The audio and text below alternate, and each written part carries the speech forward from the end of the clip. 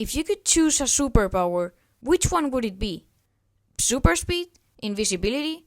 Immortality perhaps? Or maybe the power to create stuff out of thin air? Well, today you're going to learn why you absolutely do not want any of these. Seriously, it gets bad.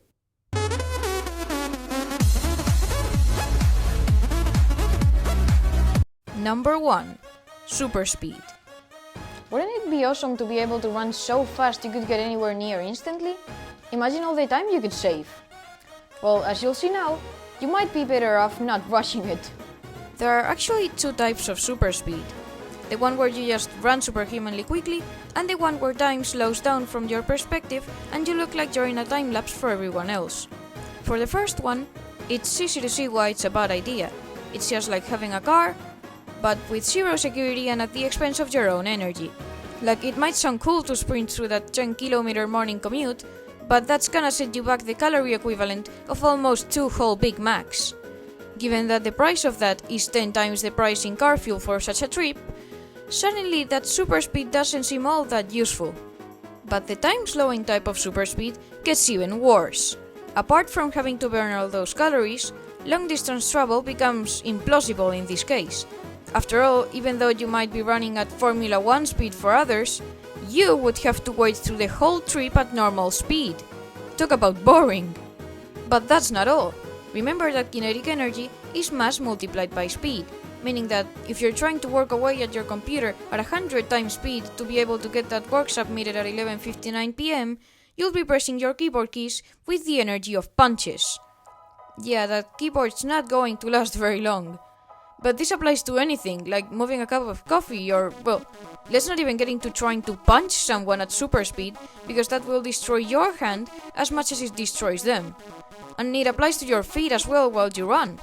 Basically, unless you've also got superhuman durability, you'll break every bone in your body as soon as you try to do anything at super speed. And if your super speed allows you to completely stop time and move freely through a frozen snapshot of the universe, well, I've got bad news for you. Any distance divided by zero time is, of course, infinite speed. Infinite speed means infinite kinetic energy. And you know what that means?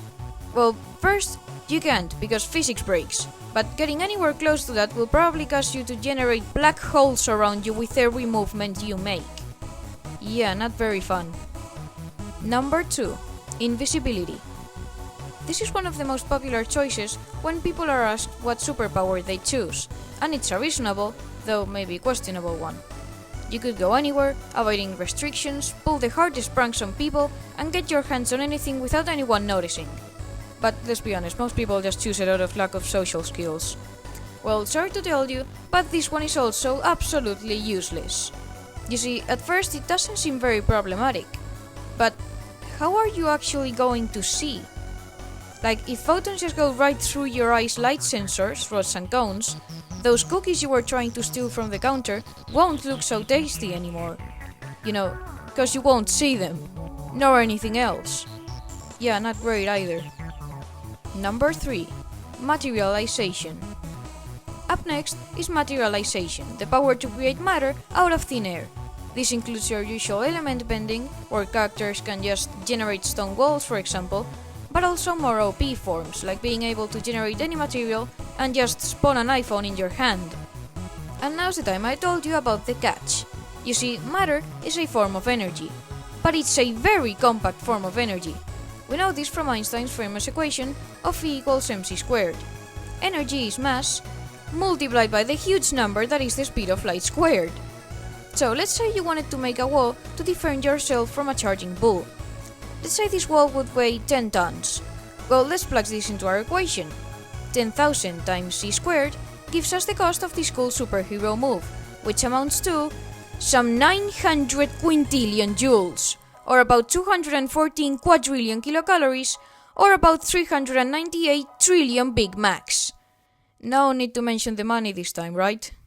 But even something as small as a cupcake would take the energy you'd get from eating more than 7 billion cupcakes. I'm sorry, aspiring earthbender, but that's just how horribly inefficient the body is at converting what you eat into actual energy. Number 4. Immortality. Today's last guest is the perk of immortality, literally being unable to die. Like, imagine what you could do. Fight a lion? Why not? Jump from a building? Sure, beats the elevator. Or how about trying parachuteless skydiving? But it doesn't end there. Nobody could force you to do anything. What are they gonna do? Point a gun at you? Clearly, immortality would make you incredibly powerful. Which is why it's perfect for this video, because now I'll tell you why it's probably the worst superpower ever conceived. No, like seriously, there's just so much that's wrong with this one. Let's start with the less serious implications. If your immortality implies invulnerability, which would be the most obvious option, you right off the bat wouldn't be able to take any kind of injection whatsoever. So no vaccines, no blood tests either, and let's hope you don't need an EpiPen. But maybe your immortality consists of a kind of respawn button. In which case you'd need to suffer through every single death. Not very appealing. But to be honest, all of this pales when you think about the fact that you are cursed to live forever. All your loved ones will be gone, all your friends will be gone, you will outlive your children, and any relationship in your life would come and go in what would feel like an increasingly meaningless instant. But of course, becoming radically antisocial isn't the worst thing in the schedule. For example, think about your memory. The capacity of the brain is a bit of a grey area. But it doesn't matter, because you'd need infinite capacity. And of course, the brain doesn't have infinite capacity, which means that eventually it would get utterly overloaded with information and would start to lose massive amounts of data. This would leave you with huge gaps in your memory, and these missing parts of your life would leave you incredibly confused and probably drive you insane. And still, that's not the worst part, because the worst part is your fate. Two main problems in this aspect. First, think about what would happen if, for example, something fell on top of you and trapped you under it, or you got buried under some debris, or accidentally buried. These things are not that common, but for someone with infinite lifetimes to live, probability adds up. Instead of dying, you just remain there, trapped, potentially for thousands, millions, even billions of years. After all, if you got buried really deep, layers of dirt and rock would start to pile up on top of you, and you'd literally need to wait for the end of planet Earth itself. Or for a huge earthquake to release you, which is unlikely. Like, just think of the claustrophobia. The unfathomable length of billions of years, blind, deaf, trapped, with your only sensory input being the worms trying to feast on you. All just for you to end up inside the expanded interior of a red giant star for further millions of years, which, let me tell you, will hurt. A lot. But that's still not the worst part. Eventually, the sun will end as well. You'll still be able to see its white dwarf remnant, but even though this is one of the longest processes in the entire universe, for you, it won't be there for long. It will eventually, by which I mean in a quadrillion years, cool down and stop shining, and you will slowly enter a dark universe full of black dwarfs, which could eventually become iron stars, dead neutron stars, and black holes. This will be your new home for about 10 to the power of 110 years, which is this number. Not like anyone could ever make sense of such a magnitude, but whatever. After this, the last black holes, the only remaining objects in the universe, will finish evaporating due to Hawking radiation, leaving you in an ever-expanding, completely empty universe sprinkled with radiation. Your body unable to see, hear, or feel anything, leaving a mind crippled by extreme dementia and insanity for all eternity.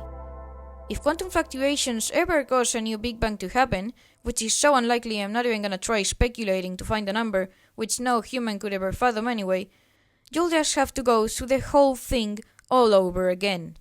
And again, and again, and again, and again. Immortality is not a superpower. It's a curse. Well, that was dark. Anyway, would you like to have a superpower? Tell me in the comments which one you'd choose. I guess it won't be any of these, but I might make a part 2 to ruin some more of people's daydreaming with science. If you enjoyed the video and want more content like this, please like and subscribe. I'm trying to reach 500 subscribers, so I'd really appreciate it. And with that said, I'll see you in the next one.